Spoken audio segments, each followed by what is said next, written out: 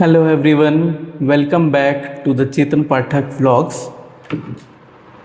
If you are planning to install rooftop solar for your home, factory, warehouse, commercial building or any other open access project, this video could save you from making very expensive mistake. Because from 1st June 2026, India has implemented a major change in the solar policy. Many new solar projects will now be required to use solar modules and solar cell manufactured in India under the Domestic Content Requirement or DCR framework. And here is the important part. A project that was compliant yesterday may not be compliant today. So, in this video, I will explain what exactly has changed, which projects are affected, whether net metering and open access projects are covered, what ALMM List 2 means, whether solar will become more expensive, and what home buyers and businesses should do right now. So, let's get started. Well, what has changed? The Ministry of New Renewable Energy has strengthened the domestic manufacturing requirements. Earlier, a solar module assembled in India could still use imported solar cells. But now, for many categories of projects, both the module and the solar cells must originate from approved Indian manufacturers. This is linked to ALMM List 2. Well, we will specifically discuss what does ALMM 1 and ALMM 2 means. It has much to do with solar module and solar cells in India, but we will cover this in a little later. Now, both these approved domestic solar cell manufacturer as well as module manufacturers will be the key aspect of what we need to keep in mind before selecting any solar module manufacturer and supplier in India. In simple terms, made in India modules are no longer enough.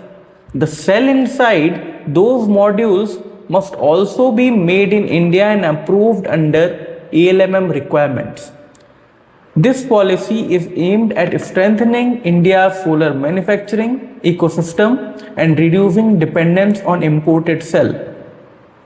Now, to give an instance that all these cell manufacturing setups are covered under Made in India ALMM List 2, and with this advent of ALMM List 2 being made compulsory, PM Surya Ghar subsidy or any government tender subsidy, open access, net metering, all these government related subsidy and schemes will make it mandatory for a solar plant developer to utilize a DCR solar panel with cells also made in India.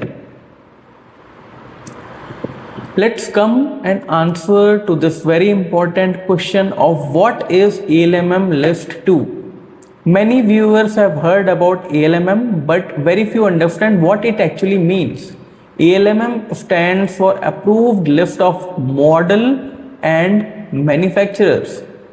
Think of it as MNRE's quality and compliance filter. There are two key lists, ALMM List 1 for solar modules and ALMM List 2 for solar cells. Going forward, projects falling under DCR requirement must comply with both. If a module uses imported cell, it may satisfy one requirement but will fail the another. That's why EPC companies, developers and consumer need to pay close attention to certification and sourcing of these modules now. So, who is affected by all of this? Now let's come to the most important question, what and who is actually affected. If you are installing rooftop solar under PM Surya Ghar and want government subsidy, DCR compliance is mandatory. If you are participating in PM Kusum Yojana, which is for solar irrigation and agricultural pumps, DCR compliance is mandatory. If your project is under any government tender, again the DCR compliance is mandatory here as well. If you are developing any open access solar projects, again it has to be under the DCR ambit. And most importantly, if your rooftop solar system is connected through net metering, DCR compliance will as well be another important aspect that will now be checked. But there are still a few expectations. For example, if a private factory install a captive rooftop system purely for self-consumption with no subsidy and no net metering benefits, DCR is currently not mandatory for such installations. Similarly, some off-grid systems remain outside this scope. However, policy directions clearly indicates that increasing preference for domestic manufacturing can someday even include these categories as well. So, businesses should prepare accordingly. Now, coming to another important aspect of what is the impact on commercial and industrial projects. This is where maximum confusion exists. Let me simplify it. If you are a commercial or industrial rooftop project developer or owner which uses net metering, open access, government incentives of any kind, then DCR compliance applies. However, if your warehouse or factory has purely captive behind the meter solar system with no export and no subsidy, DCR is currently not mandatory. This distinction is extremely important for commercial and industrial consumers planning future solar investments. So, hope I am clear with this point. Will solar become more expensive by these policy changes? Well, the short answer is yes, but only slightly, I should say. DCR compliant systems may cost a few thousand rupees more depending on project size. However, if you are eligible for PM Surya Ghar subsidy, the economics still strongly favors compliant systems. In many cases, consumers trying to save money by choosing non-compliant systems end up losing far more through missing subsidy benefits.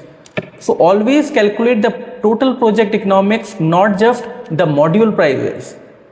For example, 1 or 2 kilowatt, the DCR premium is approximately 2 to 6,000 rupees. But the subsidy which you are getting is close to 30,000 to 60,000 rupees. And for example, 2 to 3 kilowatt, the DCR premium is around 6,000 to 18,000 rupees. The maximum benefit of PM Surya Ghar subsidy which you can get is of 78,000 rupees. So it is very strong positive net benefit. Above 3 kilowatt, there is a capping. The maximum subsidy which you can get in a PM Surya Ghar subsidy is 78,000 rupees. So this is a parameter which you should definitely consider. Well, you must be thinking of why is India doing this? The broader objective for this is energy security. India has built significant module manufacturing capacity, but historically a large share of solar cell comes from imports. This creates solar capacity and solar supply chain vulnerabilities. The government's strategy is clear: create domestic demand, support Indian manufacturers, generate jobs, strengthen India's energy independence, and build a global competitive solar manufacturing ecosystem is the main prerogative for these policy changes. It's about industrial policy, manufacturing growth, and long-term energy security of India's energy resilience. Now, coming to another very critical aspect of what should buyers do now. From the consumer perspective, before finalizing any solar project, ask your installer for ALMM certifications. Verify the exact module and model make and number. There will be a 16 digits certificate. Ensure that it is compliant to and it has you have been clearly verified. You have clearly verified the 16-digit certificate which you might ask from your installer. Confirm whether the cells are compliant with the current requirement. This is in particularly with respect to ALMM list 2. Check whether your project falls under net metering, open access or any government scheme and it is being registered. And if you are planning installation in the coming months, lock in compliant supply early because demand for approved modules and cells may increase significantly. Why it is so important is you will be having a clear understanding that India's manufacturing landscape has seen a drastic change. Since last 1 year, we have added 40 gigawatt of cell manufacturing capacity. But what is most critical is still for meeting the requirement for 100% supply through these solar cells backed modules, it is still a little far. So for meeting the 100% requirement and this dependence is still there. What is most important here is to answer this bottom line that how resilient the Indian ecosystem will be with this new policy change. Well, in times to come, and the time is right now, from June 2026 onwards, DCR compliance is becoming a critical requirement for large segments of India's solar market. Whether you are homeowner, business owner, EPC contractor or even an investor, understanding these rules is now essential. So, if you find this video useful, please like, share and subscribe to the Chetan Pathak vlog and tell me in the comments, do you think DCR will accelerate India's solar manufacturing growth or will it increase project costs for consumers? Thanks for watching and I will see you in the next video.